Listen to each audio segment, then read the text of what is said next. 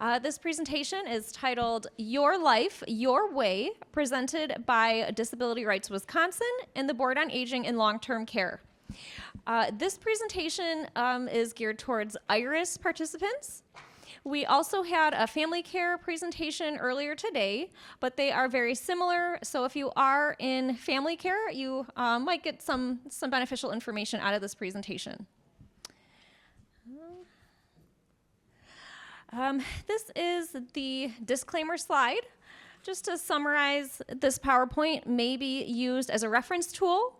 This presentation may not be used as part of any other presentation without permission, written permission of the Board on Aging and Long-Term Care and Disability Rights Wisconsin. So we would like to welcome all of you to the presentation today. I will let DRW start to introduce themselves. Thank you all for joining us this afternoon. My name is Jean Eldridge. I'm with Disability Rights Wisconsin Family Care and IRIS Ombudsman Program, which is real long. I've been with DRW for about 10 years. Hi, my name is Aaliyah Edmonds, and I am a lead ombudsman in the Family Care and IRIS Ombudsman Program, and I've been with DRW for 5 years. Hi, my name is Katie Erickson. I'm also with the DRW Family Care and IRIS Ombudsman Program, and I've been there for about a year and a half. Hello, I'm Scott Struckmeyer. I'm also with the DRW Family Care and IRIS Ombudsman Program, and I've been there 3 years. Hi, everybody. I'm Kelly Gokenauer, and I am a family care ombudsman with the Board on Aging and Long-Term Care. I'm Becky Mulhern, and I am with the Board on Aging and Long-Term Care, and I am the Ombudsman Services Supervisor, and I have been there about 2 years. Hi, everyone. I am Jessica Dubois and one of the IRIS Ombudsmen. I've been with the Board on Aging and Long-Term Care about 1 month now. Good afternoon, everybody. I am Kayla Smith, and I am the IRIS Ombudsman lead with the Board on Aging and Long-Term Care about 5 years now. And my name is Mary McEwen. I am the Managed Care Ombudsman. I've been with the Board on Aging and Long-Term Care about 9 years. The Ombudsman Program with the Board on Aging and Long-Term Care provides advocacy for residents in long-term care facilities, family care and partnership members, and IRIS participants in every county in Wisconsin. The Board on Aging and Long-Term Care Ombudsman Program serves clients 60 and over. Also, I'm going to allow for you guys, if you would like to share, raise your hand if you are a member or participant. Okay. Okay, perfect. Raise your hand if you would like, if you are a legal decision maker, family, friend, or caregiver. All right. Raise your hand if you are an agency staff or other. Okay. And then lastly, I would just want to ask anyone to raise their hand who considers themselves an advocate. Perfect. I should see everybody's hand up. Awesome. So the goals of this presentation today, learning about self-advocacy, practicing self-advocacy, responding to no when requesting a service or support, and feeling more empowered to advocate for yourself.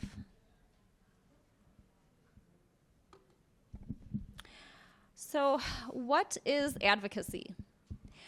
Advocacy is the act of speaking, writing, or acting in support of a cause, need, idea, or policy. Self-advocacy means being able to speak up for yourself and make sure your needs and wants are known. It's about understanding what you need, communicating it clearly, and making choices that are right for you. Essentially, it's being your own best advocate.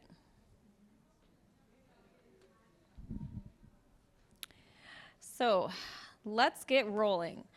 So I just want to provide a reminder from the presentation we did earlier today. It was quite a few people had filled out the entire sheet.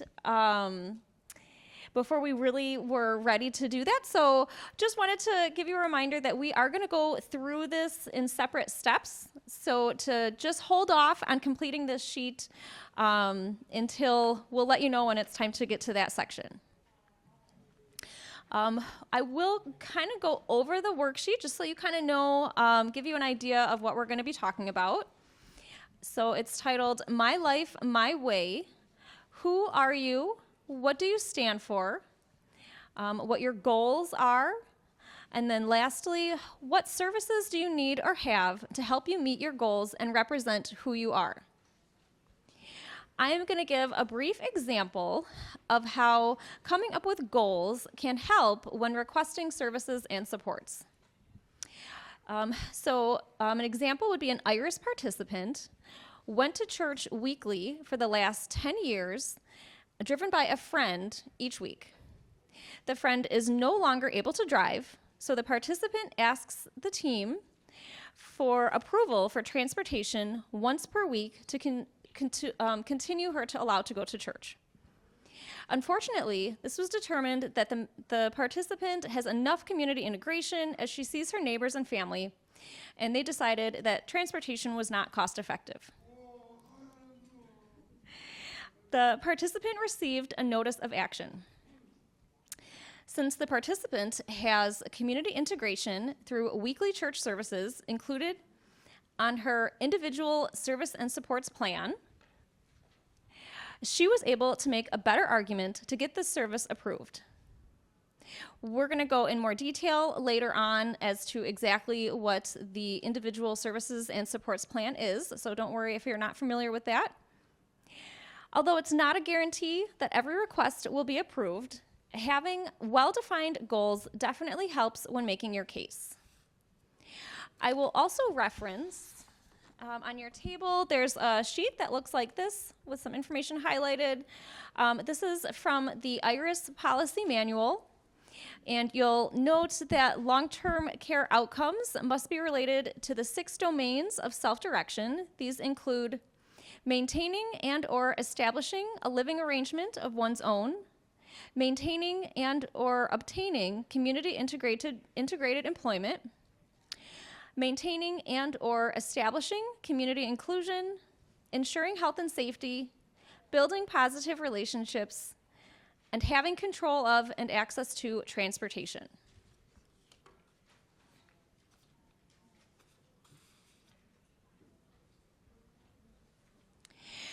So now you will have a chance to use some of those supplies that you may have noticed on your table.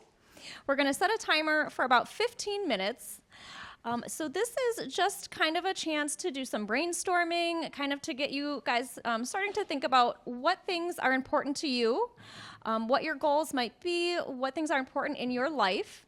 So you get to use the stickers that are there, the markers and different supplies to, you can use either the available space on the front of the sheet, or you can use the back of it if you would like, just to be creative and do some kind of brainstorming of what your goals are and things that are important in your life. We will get a chance later on, so not during this exercise. We're going to complete the questions on this sheet later on in the next exercise, so just hold off on filling those out, but definitely be thinking about them. And we're going to walk around and give any assistance as needed, and feel free to talk amongst yourselves and have some fun, and I'm going to set a timer for 15 minutes. Okay, well, that was about 15 minutes, so we'll move on to the next step. Let's see. So the next slide is talking about goals. So some ideas and things to consider include: where do you want to live and with whom? What does your best life look like? What do you want to experience? What is important to you? The living situation and support you want, where to live and who you want to live with, needed support and services and who you get them from, your daily routines, goals for your lifestyle and daily experiences, such as time with family and friends, a job or other activities, community involvement, stability, respect and fairness, privacy, goals for your health and well-being, such as healthy, safe, and free from abuse and neglect. So next, we will have 5 minutes to complete the 5 goals on your sheet. So if you already did that, you can feel free to just work on them some more, maybe come up with a few more goals. If not, now you will have 5 minutes to write, if you can come up with 5, do as many as you can come up with, goals that are important to your life. Sounds like you guys have some good conversations going. We will get a chance to share more in the next slide, so don't worry if you're still working on it. We want to talk about the second half of that worksheet where it says, what services do you need or have to help you meet your goals and represent who you are? So we're going to have another 5-minute timer and then some ideas, just some examples for this one, some things to think about. What supports and services do you currently have that help you meet your goals? What services or supports do you need to add to your program to meet your goals or needs? So I'm going to set another 5-minute timer, and you guys can either, if you haven't done so already, you can complete those 5 goals. And then also the bottom section, you can fill that out as well. And then I will let you know when it's been 5 minutes. Okay, so that was about 5 minutes. Hopefully everybody had enough time to get through the worksheet. I'm going to move on to the next slide.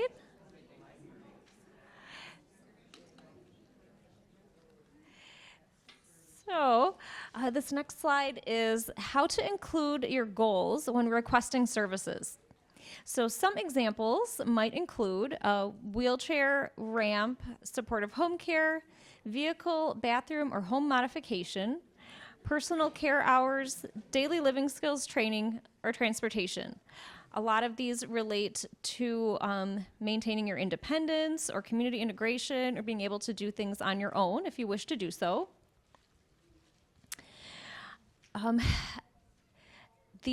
I wanted to open up a question to the group if anybody wants to share with the room of the information that you had gone over, put on your worksheet, or thought about. How would you use your goals to request a service?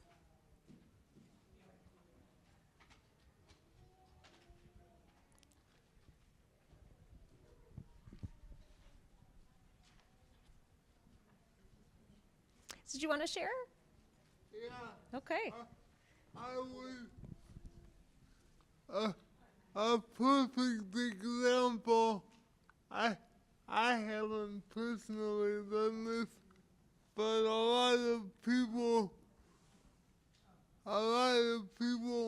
when they attend this conference, they put it in their IRIS advisor, their IRIS fund under community participation because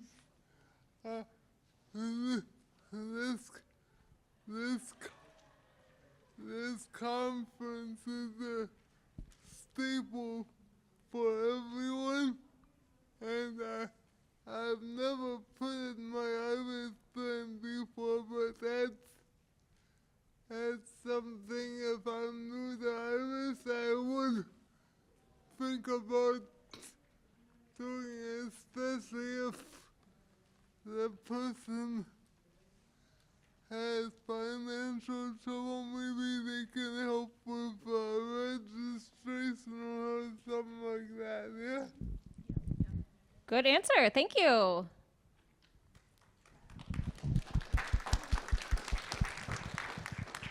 Yeah, that relates to everybody here. Anybody else, just raise your hand if you want to share any ideas or anything that you came up with.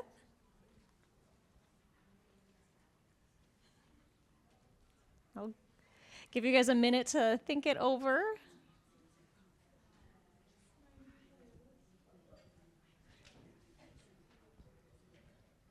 Okay, well, that's fine if you guys don't want to share. It's totally optional.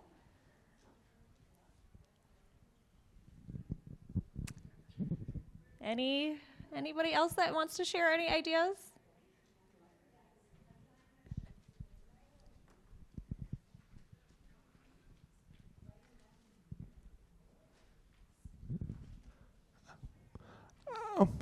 I know I went to a job center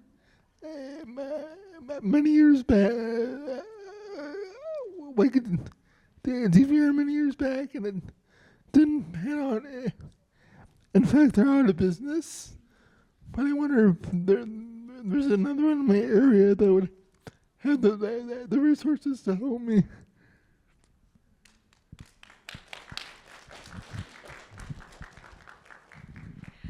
Thank you.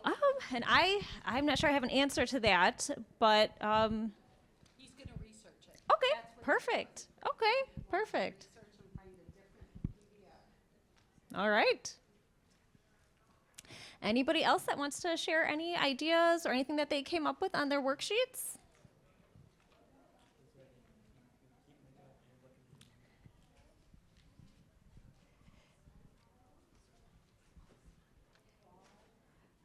All right. So I'll go on one last chance if anybody else wants to share. Don't want to miss anybody. Okay.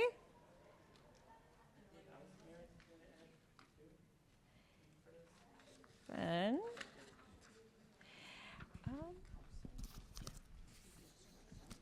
I am going to hand it over to DRW.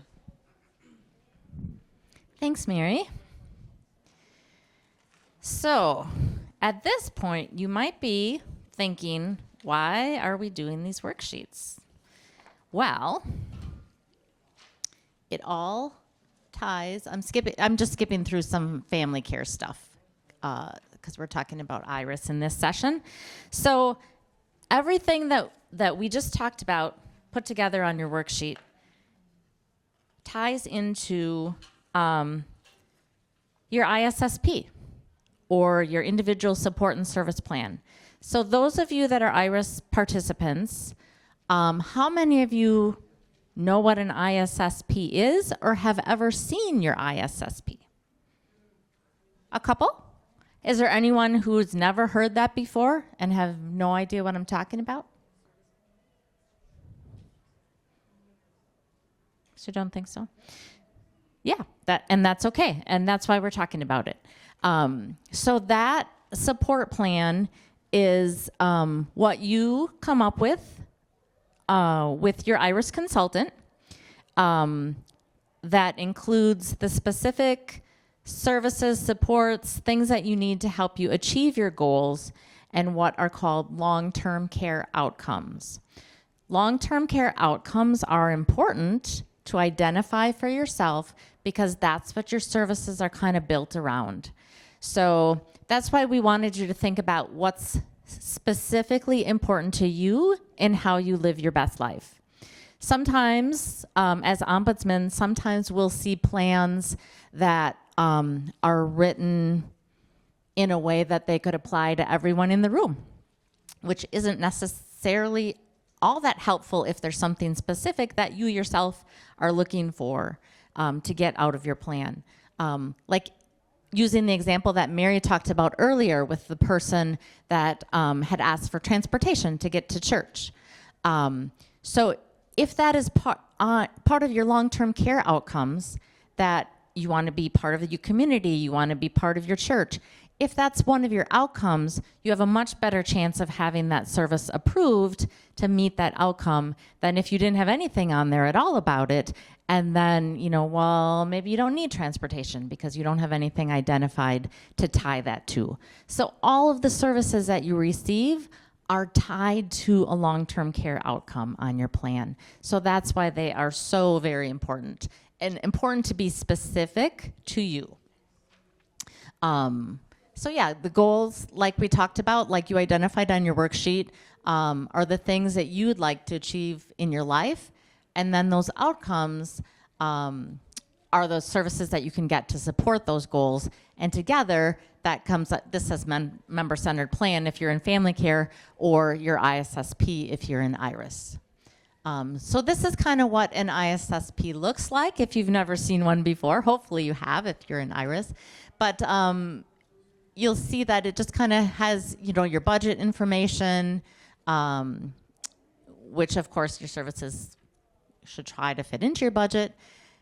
And then we get to the part where, sorry, I don't have this in front of me, where then we start talking about the service summary and the domains, which is where the long-term care goals come from. And somewhere I had the 6 domains. So on your table, there's a couple sheets that are highlighted. I think Mary touched on this a little bit, but just to reiterate, those long-term care outcomes must be related to those 6 domains of self-direction.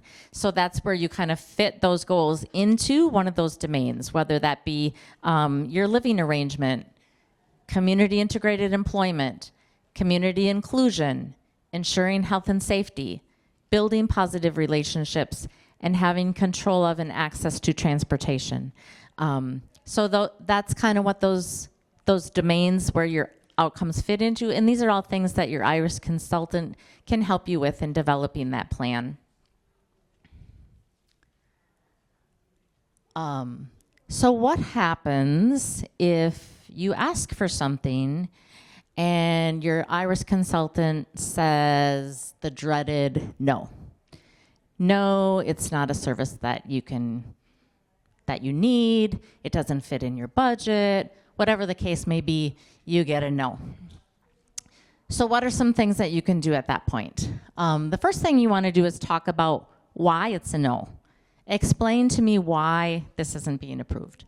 And then really sit down and think about why that's important to you, how it ties into your outcomes and your goals, and why you need that specific service.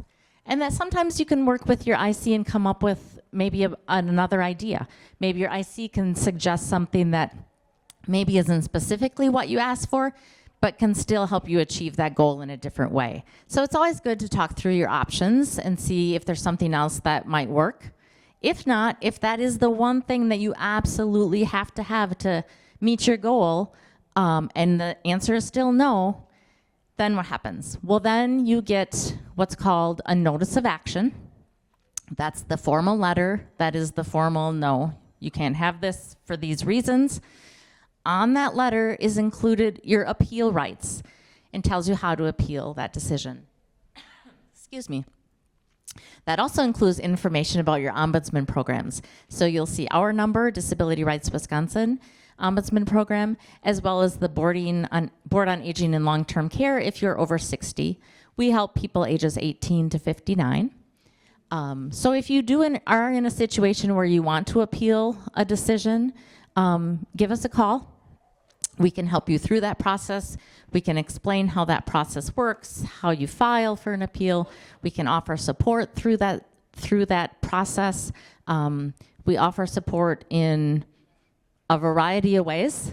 It might be helping you file and then providing what we call technical support, which is just helping you understand the process, what you want to say, how you want to present your argument, all the way up to we can offer, in some instances, representation. I would say more complicated legal arguments. In that situation, our program attorney would possibly represent. But there's only 12 of us to cover the whole state, so we can't offer representation for everyone, but we do offer as much support as we can in those situations. So that's kind of how you can get through an appeal. And so that's kind of the basic information that we wanted to talk about.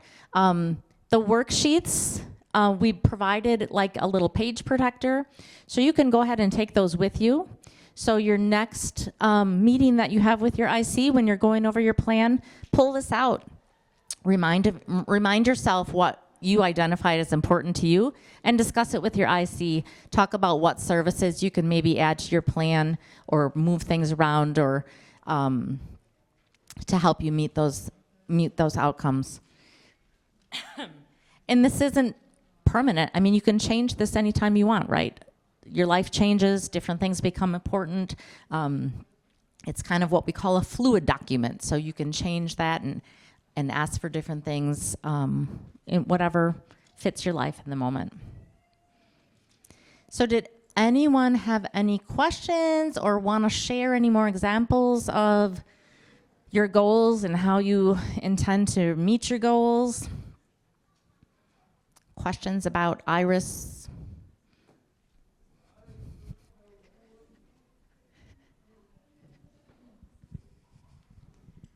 All right, go for it. Sorry, my name is Ramsey Lee, and I just wanted to tell everybody thank you for coming, and that I have evaluations that I'll be handing out, so if you guys could complete those, that'd be great. And then I was curious, who are you? Attorneys at DRW that kind of help people, because that would be wonderful to know. Because we used to have somebody attend the IRIS Advisory Committee meetings, and I haven't seen them lately, so I'm just curious if they're okay. I think they kicked us off the IRIS Advisory Council. No, I'm just teasing. Just teasing. Yeah, we do have a few attorneys on our ombudsman team, and then representation is determined on a case-by-case basis. So our supervising attorney reviews all the appeal cases and determines what level of support we're able to offer at that point.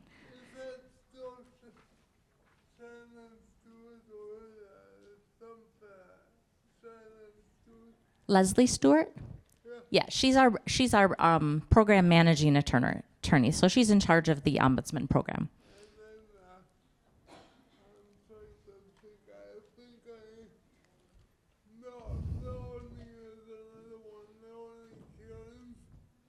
Oh, yep, she moved to a different team. Yeah, you know all the people.